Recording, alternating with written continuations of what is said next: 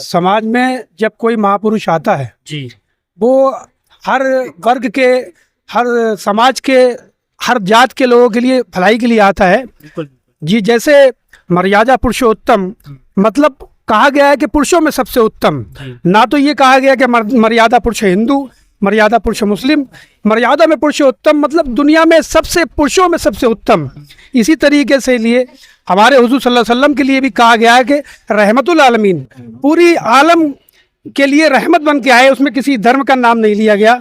तो जिस तरीके से श्री कृष्ण हमारे पूजनीय हैं, भगवान शिव हमारे लिए पूजनीय हैं और राम जी हमारे लिए पूजनीय हैं, इसी तरीके से हुजूर सल्लल्लाहु अलैहि वसल्लम का भी सम्मान होना चाहिए।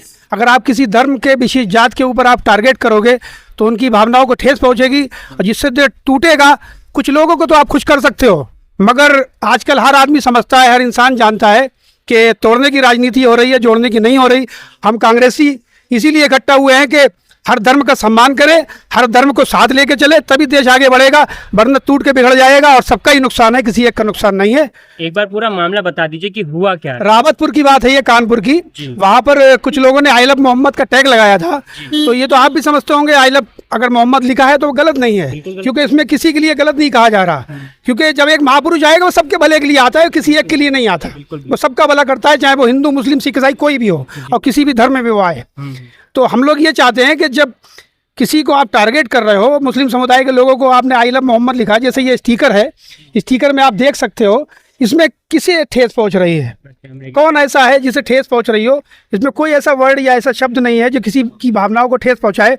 और जिस तरीके से हम आई लव मोहम्मद कहते हैं, इसी तरीके से हम जय श्री राम भी बोलते हैं और हम लोग जय भोले भी बोलते हैं और श्री कृष्ण जी का भी नाम लेते हैं। हमारे लिए सब पूजनीय है। अगर हम किसी को बुरा कहेंगे हम अच्छे खुद नहीं हो सकते, क्योंकि हमारी इंसानियत ये हमें सिखाती है, ये हमारा धर्म सिखाता है कि अगर आप किसी को बुरा कहोगे आप अच्छी इंसान ही नहीं हो।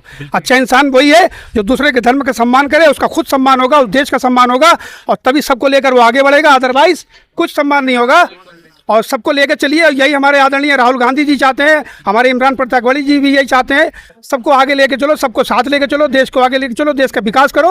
आपकी मांगे क्या है? हमारी मांग ये है कि मुकदमे जो उनके ऊपर लिए गए हैं, जो मुकदमे उनके ऊपर किए गए हैं, वो मुकदमे वापस लिए जाए और किसी निर्दोष को सजा ना हो, चाहे वो किसी भी धर्म का हो। और जिस तरीके से शाहजहाँपुर में मुकदमे हुए हैं जी उस पर उनके भी मुकदमे वापस लिए जाने चाहिए। और बहुत सारे कांड ऐसे हो रहे हैं, आप देख रहे हो, कुछ चीज़ें तोड़ी जा रही हैं, धार्मिक चीज़ें, उनके ऊपर कोई एक्शन नहीं हो रहा। तो सारी चीज़ों को संवैधानिक तरीके से उसका इस्तेमाल किया जाए, किसी को ऐसा ना किया जाए किसी की भावनाओं को ठेस पहुँचे, क्योंकि ये हिंदुस्तान सबका है और सबके लिए इसमें जगह होनी चाहिए। अगर ये धर्म के नाम पे कोई राजनीति करेगा तो ये देश के लिए अच्छा नहीं है। बहुत बहुत शुक्रिया।